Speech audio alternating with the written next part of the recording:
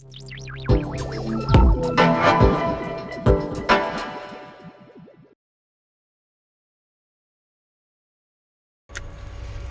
nous voilà pour le dernier test de ce spécial hors série DLZ. Donc pour le deuxième test, ça sera Trine 2. Trine 2, pourquoi en dernier? Parce que c'est le seul jeu avec une véritable géométrie 3D. Donc je l'ai gardé pour la fin pour cette raison-là. Parce que c'est aussi un jeu que j'aime beaucoup et que visuellement et graphiquement, c'est à cause de celui-là en le testant que je me suis lancé dans ce hors série et que je me suis décidé de tester pas mal d'autres jeux. Alors, déjà, on va lancer le jeu. Et je vais vous montrer quelque chose directement dans les paramètres du jeu. Alors, il faut que je retrouve la souris. Voilà. Dans les paramètres visuels, on peut régler en fait la sensibilité de la 3D. C'est-à-dire que le jeu était prévu normalement pour une 3D vision ou différents types de 3D pour les écrans 3D. Et avec Oculus, avec quelques petits réglages, on peut retrouver cette 3D. Donc au début, je l'ai mis en side par side et avec la convergence et la profondeur au maximum. Plus quelques petits réglages sous Warpix pour le rendre compatible, et je me retrouve vraiment véritablement avec une 3D. Donc il n'y a pas beaucoup de réglages à faire, c'est juste au niveau du zoom de l'écran, de la taille de l'écran sous Warpix. Après, je n'ai pas testé tous les modes 3D qu'il y avait, parce qu'il y en a à peu près une dizaine de possibles. Donc ça, je ne sais pas s'il y en a des meilleurs ou des moins bons, mais en tout cas celui-ci est déjà extrêmement bien et j'en suis extrêmement content vu que c'est celui que je prends par défaut. Alors maintenant, on va aller mettre un peu plus de musique.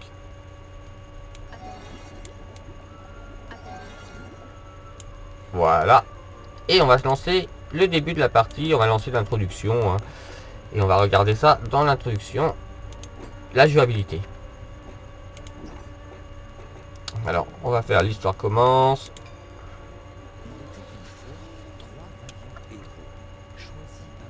Donc là, il n'y a pas d'effet de 3D, ce n'est qu'une image. Mais même en étant qu'une image, on a vraiment l'impression d'être dedans. C'est-à-dire que tout est extrêmement grand et la distance n'est pas du tout la même. Je l'ai vu tout à l'heure sur l'écran en fait de télévision et ça n'a pas du tout le même rendu. C'est-à-dire que j'ai l'impression que les immeubles étaient beaucoup plus immenses et beaucoup plus près de moi que sur mon écran où ça me donnait juste le côté dessin qui est déjà pas mal. Ah, petit lag, ça c'est pendant le chargement avec Fraps. On ignore. Et on rentre dans le jeu. Alors tout de suite, on a vraiment une super 3D. C'est-à-dire que j'ai vraiment l'impression que l'espèce de cheminée en pierre se retrouve vraiment à quelques mètres devant moi. En fait, ça donne l'impression d'être un géant qui regarde un écosystème où tout est miniature. Et on remarque des détails que je n'avais jamais remarqué. En fait, l'ours en peluche. Étant donné qu'on voit les profondeurs et qu'on voit toute cette distance et que les objets nous apparaissent avec un rendu 3D géométrique et un effet réel, on va s'attarder sur des petits détails et des petits objets qu'on n'avait peut-être pas remarqué avant et qui nous plongent vraiment dans l'univers du jeu. Donc c'est super beau, super agréable, mais parce qu'il y a un mais, c'est le screen door et la lisibilité du jeu. C'est-à-dire que lorsque je tourne la tête de droite à gauche, je perds complètement la lisibilité du jeu, c'est-à-dire ça devient flou. C'est extrêmement gênant pour ce type de jeu qui a beaucoup de petits détails et justement qui a un univers graphique très détaillé et où on rentre vraiment à l'intérieur. Lorsqu'on bouge, on perd tous ces détails, ça devient extrêmement flou. Ce qui nous empêche des fois d'avancer ou de jouer correctement. C'est possible de jouer. C'est vrai qu'à l'époque, quand j'ai eu le DK1, c'est un des premiers jeux auxquels j'ai joué aussi avec l'Oculus et ça ne me gênait pas. Maintenant, étant proche du DK2, là je me dis, je vais attendre pour le continuer, pour le finir. Enfin pour recommencer plutôt, et pour le recommencer avec le DK2. D'ailleurs, si je trouve du monde, je ferai une vidéo avec 3 personnes, enfin avec 2 autres personnes, pour faire une partie en multi sous Oculus. Donc ça c'est pour la version du DK2, on verra pour le moment. Après c'est vrai que le rendu 3D est fort sympathique, on est vraiment plongé, immergé à l'intérieur. On se retrouve vraiment à observer un aquarium, voilà, comme un aquarium où en fait il y aurait une vie miniature, parce que le personnage n'est pas très haut, il n'a pas cet effet de mesurer 1 mètre. Pour moi c'est une figurine, il mesure 55 cm, ouais 50 cm pas plus.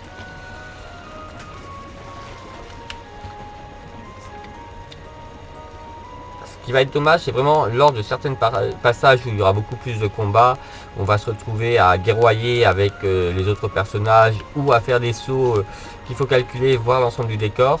Le fait de ne pas pouvoir trop bouger nous oblige à anticiper où on veut aller et de se positionner avant. Car si j'essaye de suivre le mouvement qui est beaucoup plus naturel en fait, de suivre son personnage et de bouger la tête avec lui, lorsqu'on le déplace, et ben ça va devenir totalement gênant.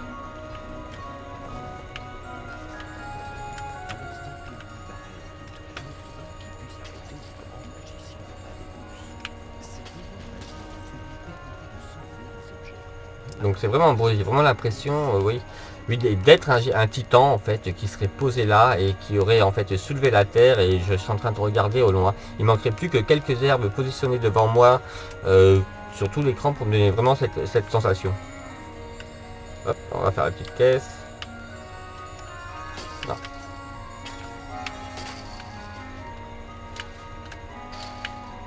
Voilà, lorsqu'il saute, si je ne bouge pas là, si je ne bouge pas, ça va, mais si j'ai le malheur de lever légèrement la tête pour suivre le mouvement, donc réflexe vraiment inné par rapport aux autres jeux, puis réflexe qui nous plonge dedans, le fait de ne pas pouvoir bouger la tête ou de ne pas pouvoir justement en profiter, nous dit que l'écran serait beaucoup mieux dans ce cas-là. Hein. Et c'est ça qui est dommage. C'est vraiment le gros point noir, là c'est vraiment la résolution du DK hein, sur ce jeu pour la lisibilité. On va aller chercher un peu plus loin justement pour dire choisir quand c'est un niveau.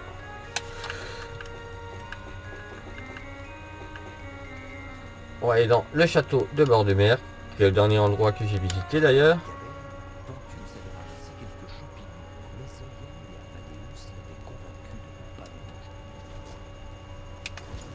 Justement pour montrer lors d'un combat le perte de lisibilité. Donc là pareil c'est super beau, j'ai vraiment l'impression en fait si je me mets en face comme ça, où je regarde en droit, d'être sur un rocher et de voir la plage au loin. Je vois vraiment le palmier de sa taille réelle, c'est-à-dire qu'il me paraît grand. Autant que les personnages me donnent toujours cette impression d'être petit. Hein. J'ai vraiment l'impression d'être devant une maquette ou quelque chose de ce style. Alors, je voulais les voir sous l'eau, c'est pas gênant. Car ça sur la 3D Vision, sur un écran 3D, c'était assez gênant les passages sous l'eau. On enlevait la 3D juste pour ces passages.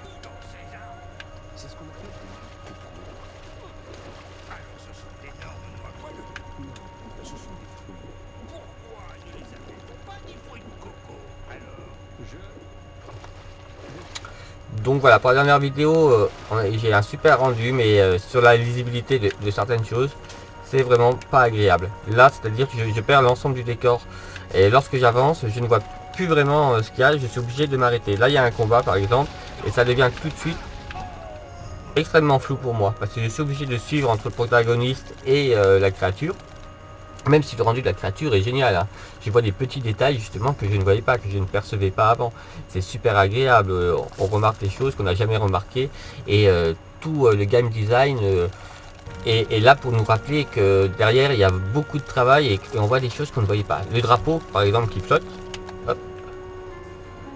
On va changer de niveau pour en voir un autre, pour voir différent. Donc je vais prendre l'arbre pétrifié ou la salle de l'ombre. Allez, salle de l'ombre. À l'intérieur, si je crois bien, justement pour changer les décors extérieurs.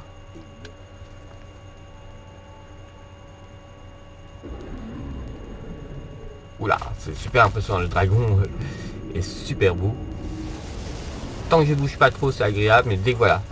Regardez le dragon, regardez vos personnages, regardez le dragon, qui serait vraiment très agréable et qui nous rentrerait complètement dans la scène et on oublierait presque le monde extérieur. Gâche cette expérience. Là, le problème du DK1, c'est que ça gâche vraiment cette expérience.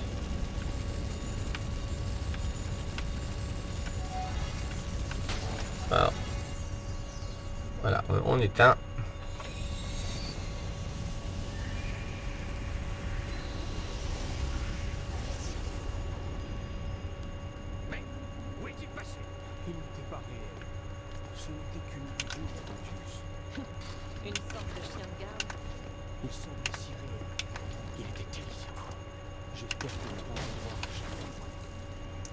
C'est super beau, là il y a des petits effets au premier plan justement qui nous intègrent à l'intérieur de la scène.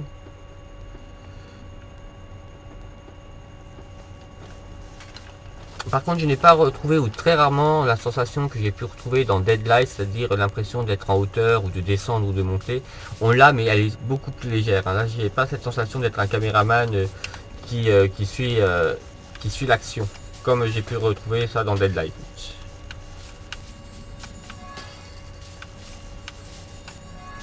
Non. Ça va falloir faire disparaître.